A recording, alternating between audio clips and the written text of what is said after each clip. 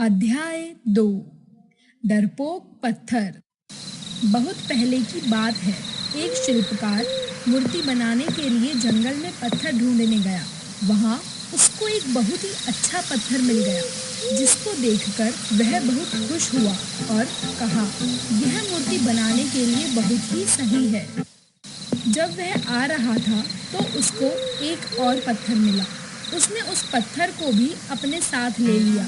घर जाकर उसने पत्थर को उठाकर अपने औजारों से उस पर कारीगरी करनी शुरू कर दी। औजारों की चोट जब पत्थर पर पड़ी तो वह पत्थर बोलने लगा, मुझको छोड़ दो, मुझे बहुत दर्द हो रहा है। अगर तुम मुझ पर इसी तरह चोट करोगे तो मैं बिखर कर अलग हो जाऊंगा। तुम किसी और पत्थर पर मूर्ति बना लो। पत्थर की बात सुनकर शिल्पकार को दया आ गई। उसने पत्थर को छोड़ दिया और दूसरे पत्थर को लेकर मूर्ति बनाने लगा। वह पत्थर कुछ नहीं बोला। कुछ समय में शिल्पकार ने उस पत्थर से बहुत अच्छी भगवान की मूर्ति बना दी। गांव के लोग मूर्ति बनने के बाद उसको लेने आए। उन्होंने सोचा कि हमें नारियल फोड़ने के लिए एक और पत्थर की जरूरत होगी। उन्होंने वहां रखे पहले पत्थर को भी अपने साथ ले लिया।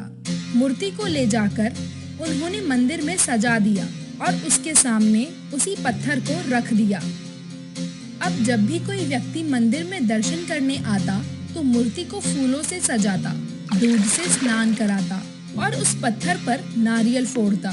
जब लोग उस पत्थर पर नारियल फोड़ते तो वह पत्थर बहुत परेशान होता, उसको दर्द होता और वह चिल्लाता, लेकिन कोई उसकी सुनने वाला नहीं था। उस पत्थर ने मूर्ति बने पत्थर से बात की और कहा, तुम तो बड़े मजे से हो, लोग तुम्हारी पूजा करते हैं, तुमको दूध से स्नान कराते हैं और लड्डुओं का प्रसाद चढ़ाते हैं, लेकिन मेरी तो किस्मत ही खराब है, मुझ पर लोग नारियल फोड़ कर जाते हैं। इस पर मूर्ति बने पत्थर ने कहा, जब शिल्पकार तुम पर कारीगरी कर रहा था उस समय यदि तुम उसको नहीं रोकते तो आज मेरी जगह तुम होते, लेकिन तुमने आसान रास्ता चुना, इसलिए अभी तुम दुख उठा रहे हो। उस पत्थर को मूर्ति बने पत्थर की बात समझ आ गई।